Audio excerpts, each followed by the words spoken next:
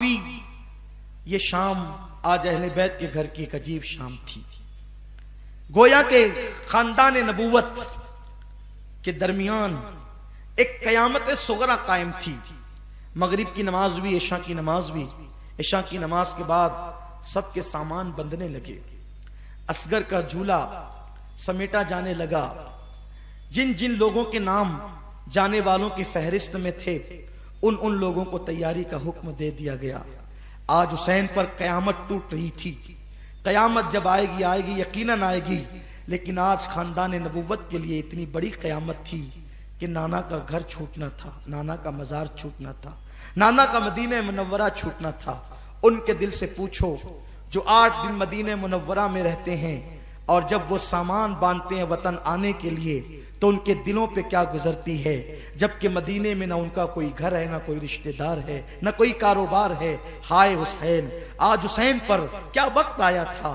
काश मेरे नौजवान मेरे मौला हुसैन की कुर्बानी को महसूस करे दिल से। जो लोग हुसैन का आवाज सुनने के लिए, मौला हुसैन की शहादत सुनने के लिए आए हैं, कुर्बानी सुनने के लिए आए हैं और वो सुन करके यूं ही चले जाते हैं, उसके बाद उनकी जिंदगी नहीं बदलती। वही बेनमाजीपन, वही शराबीपन, औरतों का वही बेपर्दगी, औरतों का वही गैर महरम मर्दों के साथ फोन पर तवील गुफ्तगू, बेहयाई के कारनामे। सुनो सुनो, तुमको जन्नती बनाने के लिए या तुम्हारा दीन और ईमान बचाने के लिए हुसैन की कुर्बानी कितनी बड़ी है, थोड़ा महसूस तो करो।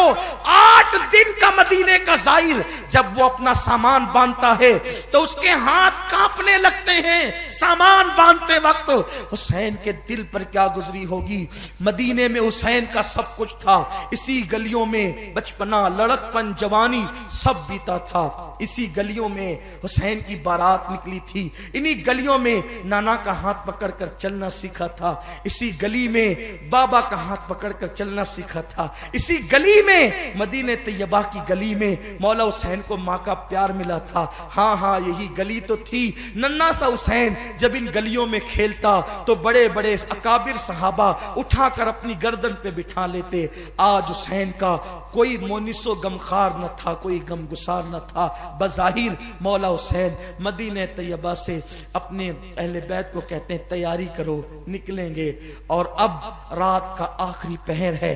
कुदसियाने फलक जमीन पर उतर रहे हैं रोजे अक़दस के तवाफ के लिए और सबके घर बंद है, बस एक घर खुला है, वो मौला हुसैन का। और मदीने की गली में एक मगमूम बोझल बोझल कदमों से चलने वाला एक वजूद है जिसके चलने को देखकर रसूलुल्लाह का चलना याद आता है। अल्लाह अकबर। वो अपने घर से निकलता है रात की आखिरी पहर में। अनवार नीचे से ऊपर, ऊपर से नीचे। अहले इरफान इसका अंदाजा कर सकते हैं अनवार नीचे उतर रहे हैं या नीचे से ऊपर जा रहे हैं। कुदसियाने फलक तवाफे रोजा के लिए दुरूदो सलाम की नजरें पेश करने के लिए रोजे रसूल पर आ रहे थे। ऐसे में हुसैन दबे कदमों अपने घर से निकलते हैं और नाना के रोजे पर आखिरी सलाम करने के लिए आते हैं। वो मंजर मैं किस मुंह से पेश करूं, मेरे अंदर इतनी ताकत नहीं कि मैं उस मंजर की कमा कहूं, अक्कासी कर सकूं, लेकिन बस मैं इतना बता सकता हूं। हुसैन जब अपने नाना के मजार पर तशरीफ ले गए, हाथ बांध करके खड़े हो गए, गोया के तसव्वुरात की दुनिया में महसूस करें तो एक साहिब इरफान का कहना है हुसैन आंखें बंद करके हाथों को बांधकर आका की बारगाह में सलाम पेश करने के बाद कहते हैं, नाना जान, हर आने वाला आपकी बारगाह में आखिरी सलाम पेश करता है, लेकिन उसको उम्मीद होती है कि इस आखिरी सलाम के बाद दोबारा आप इसको फिर बुलाएंगे और वो फिर सलाम पेश करेगा। लेकिन हुसैन तो हतमी तौर पर आपकी बारगाह में आखिरी सलाम पेश करने के लिए आया है। या रसूलल्लाह, आप अपने हुसैन का आखिरी सलाम लें। फिर नाना की कब्र से लिपट गए और कहते हैं, नाना आज आप खामोश क्यों है, आप बोलते क्यों नहीं नाना? नाना, वही हुसैन हूं जिसके लिए कहा था हुसैन मेरा फूल है जन्नत का, हुसैन जन्नती जवानों का सरदार है, हुसैन मुझसे, मैं हुसैन से हूं। या रसूलल्लाह, आज आपका हुसैन आपसे बातें करने आया है। आप अपने हुसैन को कोई तसल्ली तो दें। ये कहते कहते कब्र रसूल पे सर रखा और मौला हुसैन गोया के बेहोश हो गए। आंख बंद हुई, वो मंजर देखा। बाज लोगों ने ख्वाब का तस्करा किया, बाज लोगों ने गशी का तस्करा किया। जब गशी आई मौला हुसैन की तो हुजूर रहमते तमाम ने फरमाया, हुसैन जाओ, वफा का वक्त आ गया, वादे की तकमील का वक्त आ गया, दीन के तहफ्फुज का वक्त आ गया। हुसैन जा, इम्तिहान में साबित कदम रहना और याद रखना हुसैन, जब जवान बेटा करबला में तड़पेगा तो बातिल के आगे सर न झुकाना। कासिम कटेगा तो बातिल के आगे जमीर का सौदा न करना। हुसैन जाओ, और तुम्हारी बीवियां, तुम्हारे घर वाले तुम्हारा इंतजार कर रहे हैं, जल्दी जाओ। शौक कहता है रुकें, जिम्मेदारी कहती है चलें, दिल कहता है ठहर कर एक मर्तबा सलाम फिर पेश करें।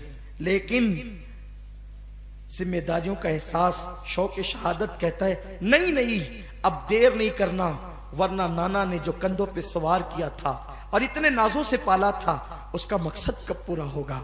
हुसैन की आंख खुली, गोया के कब्र रसूल पे लर्जा तारी था। आखिरी सलाम पेश किया और इजाजत लेकर नाना की कब्र से रुखसती चाहिए। हुसैन घर की तरफ बढ़ना चाहते थे कि दिल में ख्याल आया, नाना को तो आखिरी सलाम पेश किया, चल करके अम्मी से भी आखिरी मर्तबा सलाम पेश करें।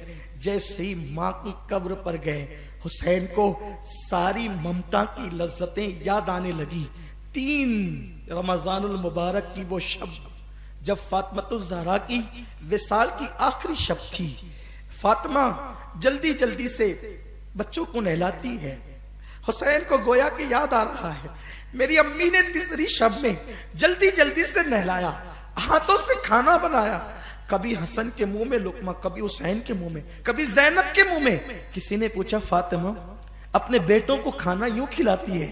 फरमाती है आज आखिरी शब है ना, करबला में हुसैन भूखा होगा, अभी खिला दूं, ताकि आज का खिलाना करबला में मेरे हुसैन को जब भूख लगेगी तो माँ के हाथों की लुकमे की लज्जत उसको सहारा देगी। अल्लाह अकबर।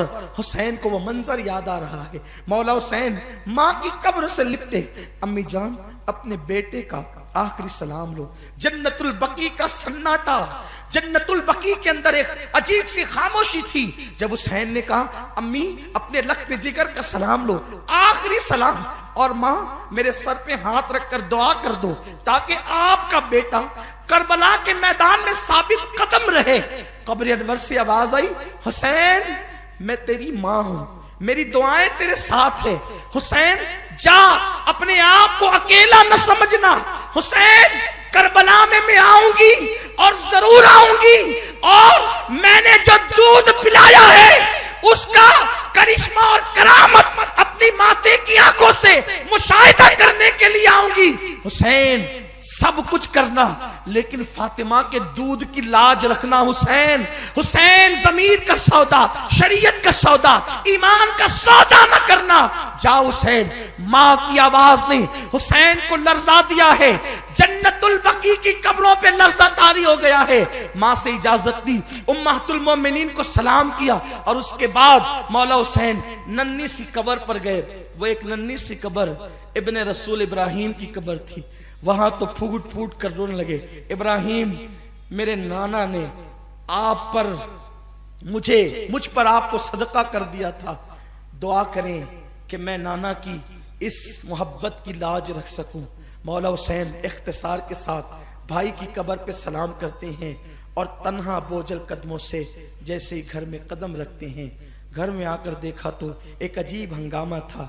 हंगामा ये था कि 9 साल की बच्ची जिसका नाम फातिमा सगरा था, बुखार में तप रही थी और वो घर वालों पे गुस्से में थी और कभी माँ से कहती, उम्मे रुबाब से, शहरबानों से, उम्मे इसहाक से, लैला से, कि आज तुम लोग इतने बदले बदले से क्यों हो, तुम्हारे रवैये क्यों बदल गए, कहाँ जा रहे हो, मुझे बताओ तो, क्यों जा रहे हो, मुझे बताओ तो, जाने वालों में मेरा नाम है कि नहीं बताओ तो।